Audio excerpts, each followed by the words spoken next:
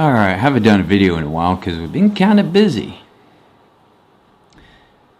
But today I thought I'd touch on what type of Edo wrap should one get. And really it boils down to preference. What's, what you like.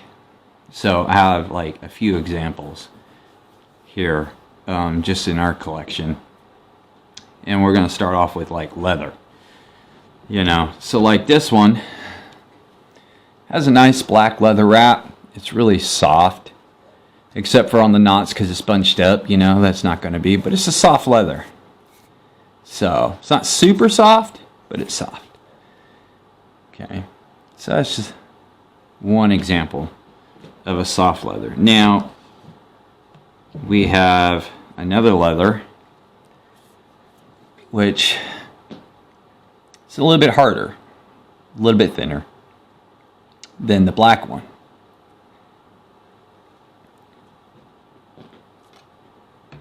And all these are in Sumai Maki, if I'm pronouncing that right. And then here's another leather wrap one. Now, what are the pros and cons of leather? Leather is nice to have. It's durable, it's tough, but it does have its downfalls. With something like a soft leather like this one, it will be more prone to tears because it's softer, cracking, things like that of that manner. So really, when you have like a leather Edo wrap, you want to treat it like with mink oil. That's for leather. Then we have, the tougher leather. It's a little bit harder. It's going to be a little bit more resilient because it's not so soft. But it will wear on the knots a lot quicker too, though. Where the wrap meets together. It will wear a lot quicker than a soft leather. So you still have to treat it, depending on the environment that you're in.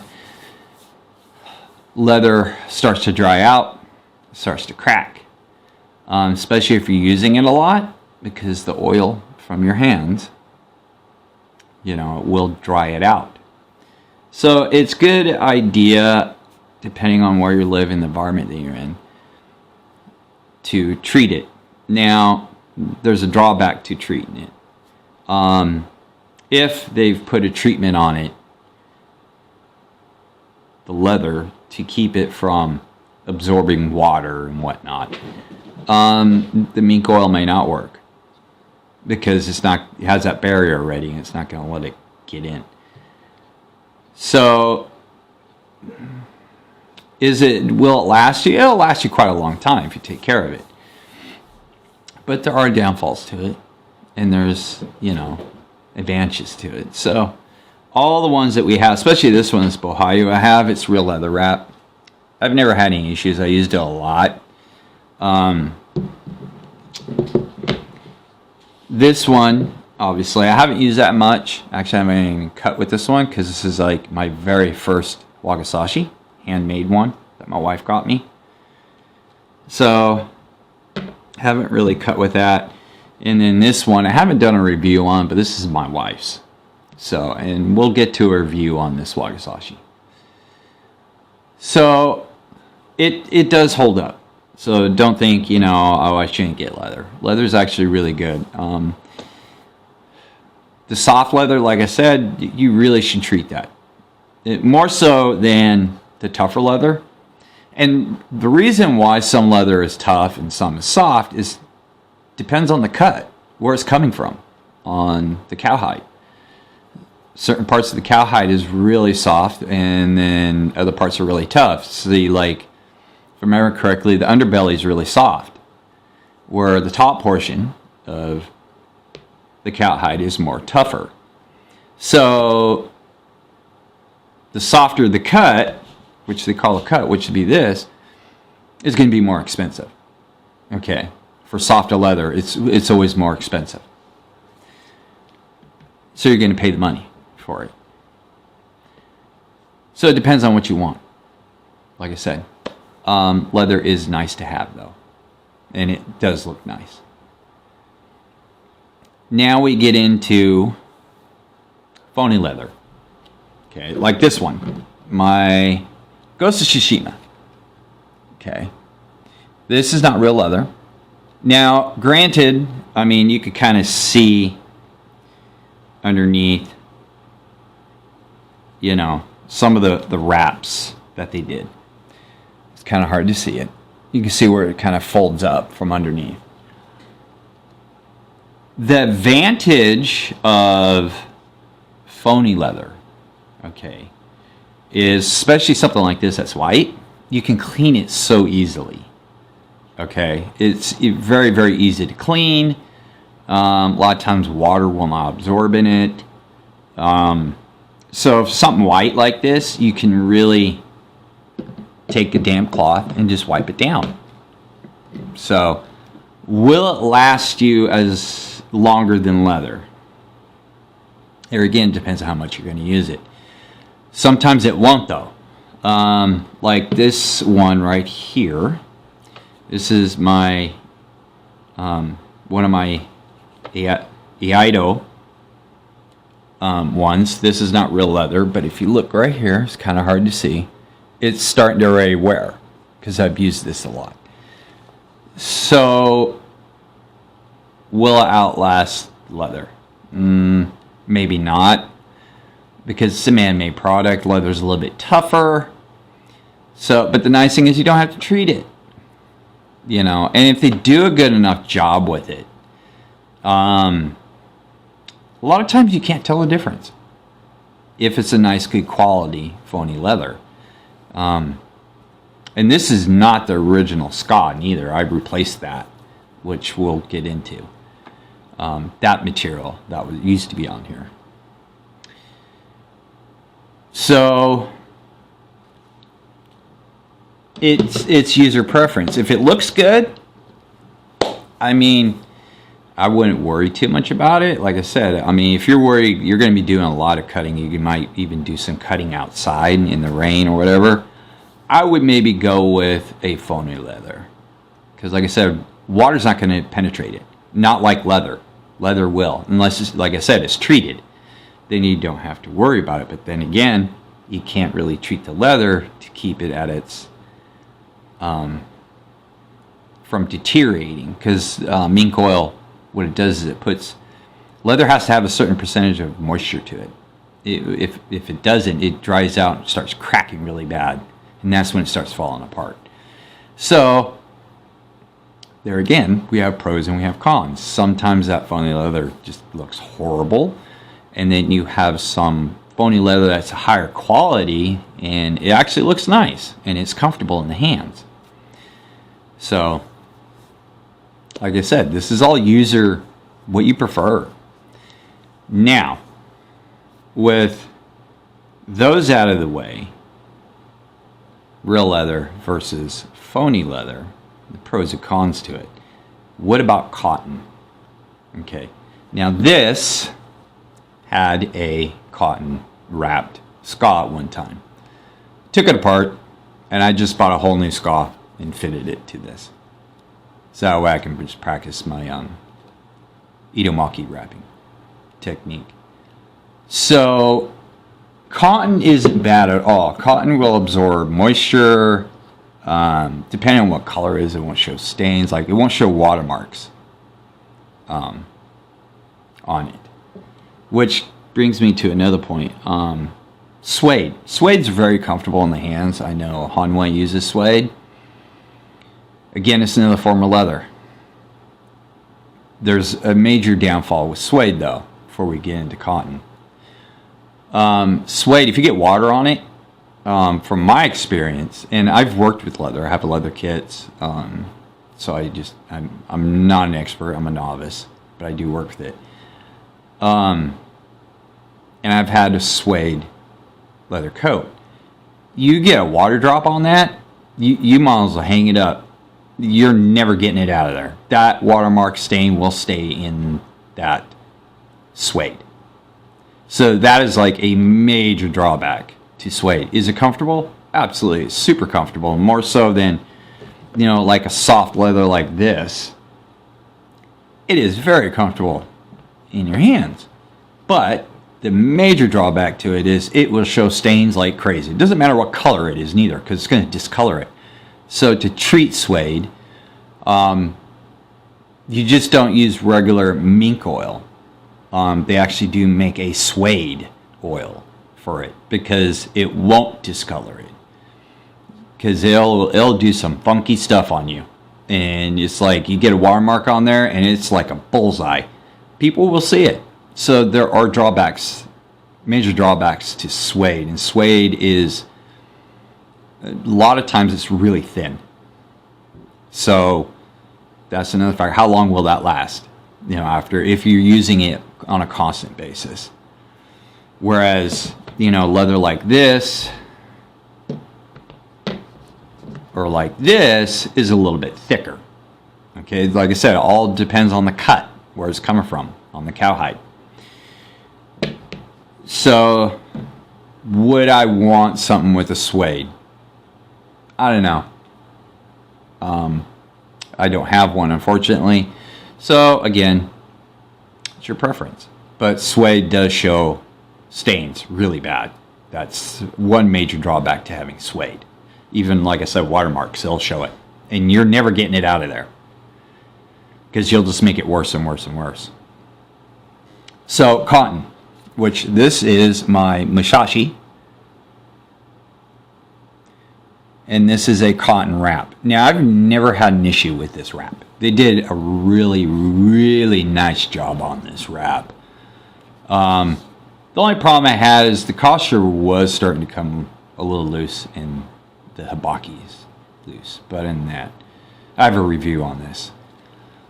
But this cotton is held up really nice. It absorbs sweat really good. A lot of times, cotton will not show stains, like water stains like suede. The cotton will absorb it. It's very absorbent. It can be durable. The problem is, after usage, it does wear out fairly badly, and it starts fraying. So, but it's a good medium to use. I mean, I've had this thing. I've had this Musashi. God, I want to say 18 years now. And the beaded wrapping is held up nicely. So I don't cut too much with this, because they do not make this in 1060 anymore. It's only in 1045. So when my wife got me this, I was lucky. Very, very lucky. So this version in 1060 is no longer. But the cotton wrap has held up. It does fade. That's another thing with cotton.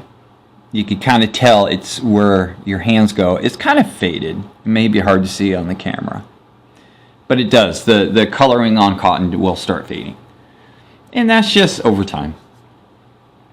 But it's held up really nice. So cotton's not a bad option, especially if you're going to do a lot of cutting. There's going to be a lot of moisture around your handle, because when you cut, you get splatters on it and from water bottles and whatnot.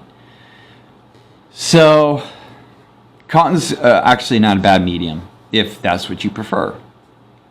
Now, you can tell it's cotton automatically when you see it, and it's like, you know, it could be like a beater sword. It didn't cost you that much sometimes, but sometimes it does. So again, it's user preference, you know, straight up. So that's cotton, and like I said, if cotton's done right, it will hold up a long time. This one, on the other hand, like I said, I got this just for EIDO, so I dulled the edge. After 6 months, the cotton wrap was just coming all loose. So with cotton, if you don't do it right, it's going to be a total mess in your hands. I mean, once those diamonds, I was able to move the diamonds way up here and whatnot. You can see the wood and everything. It was horrible. It was horrible. So, yeah. I mean, people can really screw that up pretty bad when it comes to cotton. Because unfortunately, cotton stretches. So if you don't get super tight, it's probably within a year or so, if you use it on a constant basis, it's not going to last you. So that is like a major drawback for cotton. Okay. Leather doesn't, it has a little give to it, but doesn't stretch as much as cotton does. I mean, you can take a cotton shirt and you can just yank on that thing and you can see how much it stretches. So that is a major drawback for having a cotton Edo, not knowing how well it's wrapped and how long it's going to last you. The pros to it is very absorbent and doesn't, when it comes to something like water or something, it doesn't show stains too badly. Or it doesn't even like water stains, it doesn't even show it. It just absorbs it and you're fine. So, now we get into synthetic Edo. Okay. Which is a mixture of stuff. I didn't look it up. Exactly the mixture. Now, unlike the cotton, we have numerous swords that has imitation silk. It takes a while for it to start fraying. But if it's done right, it could be super tight. I mean, super, super tight. And this is just one example. This thing is really, really tight. These knots don't move. Now, I have feelings on, hang on, Kate Maki, which battle rap, basically. I have mixed feelings of it. I like the look of it. I don't think it's a bad wrap. The only con that I don't like about these is if it's not done right, these Minukis will move around on you. So you have to make sure it's super, super tight to keep these from moving around. That's the one thing I don't like about the battle wrap. I can go either way. You know, battle wrap or just traditional wrap. But, I mean, here's another good example of synthetic silk. And I use this a lot too. This is like one of my major beater swords, you could say. The Lee sword. And it's this synthetic silk has held up so well. It's never frayed and knots don't move. So that's a plus. I mean, I like the synthetic silk. I would like to get real silk wrap to see the difference. Because silk is very, very tough. It has a high breaking point. That's why the Japanese use silk, because it's very resilient material. And it was easily available. So, more so than like cowhide, and especially cotton, because they don't have cotton. So, silk, though, is very resilient material. That's why it's so expensive, because it's hard to cultivate, too. But, for the most part, all our synthetic silk wrap skas I haven't had any issues with. You know, when you get them, some of the knots aren't that tight or whatever, but for the most part, for like fraying and whatnot, or watermarks, never had any problems. So, really like the synthetic silk. I'm planning on getting a sword with real silk, Japanese silk, and see what the differences are, you know. That's here nor there. But again, even with wraps like this, if you do it wrong, the manukis, you can push them around underneath. So it's all depends, who's wrapping it, of course. But yeah, we have not had a problem with any of our imitation silk whatsoever. Now, I saved this one for last because this is like, there are some other wraps before I get into this last one, which is the hiramaki. It's another wrap that people don't see very much, and it's due to because it was only done on tachis only. And the reason being was it's very flat. The wrap is smashed down more so than on a regular, tsuka on an uchi katana. So these knots are flattened down greatly to make it more comfortable in the hands if you're fighting with the tachi, especially on horseback. So that's one that's not seen very often. I don't think very many people do a hiramaki anymore. They can. More people want to go towards the battle wrap, which I've talked about that before, why they did it. So I don't have a hiramaki example, but I have a jabramaki. In the jabramaki, y'all have seen this sword. Now the diamonds aren't perfect on this. No, not at all. Okay, but jabramaki is 6 strands wrapped around the tsuka. Never had an issue with this wrapping. And this is another go-to sword that I love. This is the Sawadi dragonfly. And if you just look at the shape of that handle is just, it fits. The nice thing about the jabramaki is you look at those knots. Look how flat those knots are compared to something like that. They just sit so flat, which makes it even more super comfortable in the hands. And your hands don't move around on this. It just grips. You can index on this so nicely.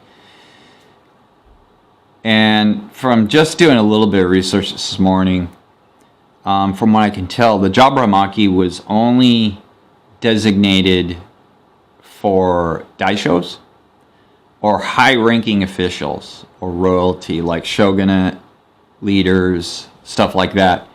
So not everybody could have a jabramaki. It was very limited to, basically you might as well say, royalty. Okay. From what I understand, jabramaki can be difficult, especially if you've never tried it before. It's a very hard wrap to do, and not very many people do it. That's why I was so impressed with Sawadi that they do jabramaki. So we have 2 swords that have jabramaki on it, and I've used the hell out of this thing. This is another, I call this my beast, because whatever I throw at it, it just does not falter. It just goes and goes and goes. The only issue I had with it, with this jabramaki, was this kasha was starting to come loose, and sometimes that happens. So I just put a little bit of super glue on it, and it's fine now. It doesn't move. But everything sits relatively flat, except for you'll see where the manuki is. It's a little bit higher, and then it drops down, which is normal. But the knot is even really pushed down to the level, and there's the other manuki of everything else just about. So yeah, super comfortable in the hands. Really super comfortable. I don't know if you ordered a custom sword, how much somebody would charge you to have this done. I'm pretty sure it would be extra. It would be an additional cost to have a Jabramaki done. But I highly recommend, if you can just get a pre-made sword like this with the Jabramaki, you're going to love it. You're absolutely going to love the feel of it in your hands, because it is way, way, way different than the traditional or the battle wrap. You're going to find it to be one of your favorites. Seriously, that's why I love going to my Sawadi. If I'm going to do a ton of cutting, I'll go to that because it's so comfortable in the hands. Are there cons to the Jabramaki? Absolutely. You got to remember, it is 6 strands in there. So if it's not done right, they can come loose. Okay? This one has never come loose. But it can fail really, really bad. And if your kosher does come off, this whole thing is probably going to just unravel like crazy. If you haven't seen how a Jabramaki is done, go on YouTube. There's one, maybe 2 people on YouTube that show Jabramaki. There's images online. And it's insane. I mean, there's a lot to remember when you're wrapping this going down. But that is a con. And it is done, I do believe this is synthetic silk. Okay, rope, basically. But they're really, really, really tiny ropes. I mean, very, very tiny. So there is a con to it. If it's not done right, it's going to come out to be really, really horrible on you. More so than if you have imitation silk, cotton, or leather, or phony leather. This, I think, would be like a devastating thing if it came undone. But it is super comfortable in the hands. Really is. So all of it boils down to, what do you want? And also, in my personal opinion, it also comes down to, if you're having a sword custom made, it also comes down to how you want it to look. You know, what style you're going for. Like, well, my wife had this done. The leather just works with this thing, with the dark red and the fittings on this. It just really, really works. I would say if you're going like with a really high-end, you're going to have a high-end sword done, where you're going to have the bullhorn, you're going to have real iron fittings, high-quality blade. I mean, it can even be higher than a T10 blade, like this one is a T10. I would opt, like Joe at JS Bladecraft, he has a Huawei, you know, he waited a year for, you know, and he loves it. You know, it costed a pretty penny from him. I would have opted, if I'm going to spend that much money, to have him do a Jabramaki on it. I mean, you're already spending the money, you know, that way you have a super comfortable wrap on that thing. And because to me, this is the most comfortable sword, and all my swords are pretty much comfortable, but this one beats them all. And it's because those knots are so small. I would opt, if I was going to spend like, I don't know, $900,000 on a custom katana, I would want a Jabramaki. I might as well spend the money for it and have it done on it, and it would look cool as hell too, because you don't see that very often. So that's just my opinion. So I hope everyone found this one informative, and like I said, it's your preference, what you like, because You're going to be using the sword. You want it to be comfortable in your hands. Like the Honshu, you know, tactical katana. It's comfortable in the hands. The problem with that is it vibrates all the way, when you cut, it vibrates all the way down in the handle and it hurts. So that's a really bad bill. So like I said in that review, they had something great and they just went, fuck it, and stopped. And it could have been way better. But hopefully, like I said, this was informative. It depends on what you like, what you're trying to create when you do a custom, and weighing the pros and cons for each one. So, we will see you all later, and take it easy.